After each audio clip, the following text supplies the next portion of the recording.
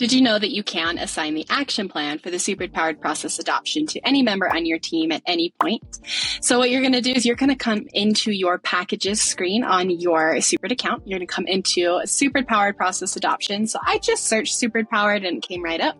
We're going to click onto it and we are going to start the install. So we're going to start install, and then under package setup, you do have the option to assign the plan. So you can come in here and assign the plan. When you click on here, it will populate the users that you have added into your Supered account. So you can come into here, select your user that you would like to add to this action plan, hit add and save assignments, and that will assign that action plan to that user. Now, if you want to assign an action plan to multiple users for the same action plan, you can continue to add names here, and that will assign all names to a singular action plan.